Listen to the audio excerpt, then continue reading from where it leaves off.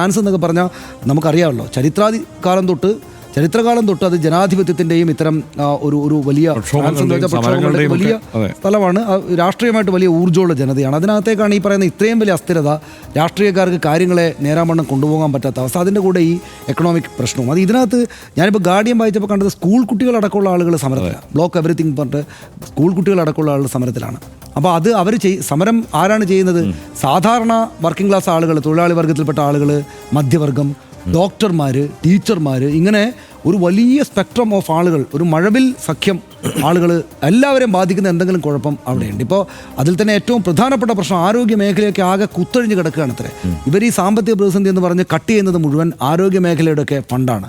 അപ്പോൾ ആകെപ്പാടെ പ്രതിസന്ധിയിൽപ്പെട്ട് അങ്ങേയറ്റം ബുദ്ധിമുട്ടിലായിരിക്കുന്ന ഒരു കാര്യമാണ്. ഒന്ന്, കുറേ കാലമായിട്ട് ലോകം മൊത്തം എല്ലായിടത്തും ഈ വലതുപക്ഷം എന്ന് വെച്ചാൽ നമ്മൾ കേരളത്തിൽ ചർച്ച ചെയ്യപ്പെടുന്ന രീതിയിലുള്ള ഒരു കണിശമായിട്ടുള്ള വലതുപക്ഷം ഇടതുപക്ഷം അങ്ങനെയുള്ളതല്ല ഞാൻ പറയുന്നൊരു വലതുപക്ഷം, റൈറ്റ് വിങ് എന്ന് പറയുന്ന ഒരു എക്സ്ട്രീം റൈറ്റ് വിങ്ങിൻ്റെ ആശയങ്ങളുള്ള ഭരണ സർക്കാരുകളാണ്, രാഷ്ട്രീയ പാർട്ടികളാണല്ലോ ഭരണാധികാരികളായിട്ട് പ്രധാനപ്പെട്ട സ്ഥലങ്ങളിലെല്ലാം തന്നെ വരുന്നത്. അപ്പം നമ്മൾ ഇന്ത്യയെ വെച്ച് നോക്കുകയാണെങ്കിൽ ഇന്ത്യ അടക്കമുള്ള എല്ലാ രാജ്യങ്ങളിലും ഒരു വലതുപക്ഷത്തിൻ്റെ വെയ്വ് ലോകത്താകെ രാഷ്ട്രീയ രംഗത്തുള്ളൊരു കാലമാണ് ഇപ്പോൾ കടന്നു പോകുന്നത്. ഈ വലതുപക്ഷത്തിന് പലയിടങ്ങളിലും പക്ഷേ ഭരണം ജനങ്ങൾക്ക് അനുകൂലമായിട്ടുള്ള നിലപാടുകളിലേക്ക് എത്തിച്ചേരാൻ സാധിക്കുന്നേയില്ല എന്നാണ് നമ്മൾ കാണുന്നത്. അതുകൊണ്ട് അതിൻ്റെ മേലുണ്ടായിരിക്കുന്ന പ്രശ്നമാണ് ഫ്രാൻസ് ഈ കണ്ടുകൊണ്ടിരിക്കുന്നത്. ഇപ്പോൾ തന്നെ യെല്ലോ ജാക്കറ്റ് എന്ന് പറയുന്ന അതിനെന്തോ അവരുടെ ഭാഷയിൽ എന്തോ പറയും, അങ്ങനെയുള്ള ഒരു സമരം, അവർ യെല്ലോ ജാക്കറ്റേഴ്സ് നടന്നൊരു സമരവും കൂടെ ഇതിനോട് ചേർന്നിട്ട് അവരാണ് ഇതിനോട് പ്രധാനമായിട്ട്. അത് 2018 മാക്രോനെതിരെ തന്നെ ഉയർന്നു വന്നൊരു സമരമാണ് ഈ യെല്ലോ ജാക്കറ്റേഴ്സിൻ്റേത്. കാരണം അവരെ മധ്യവർഗ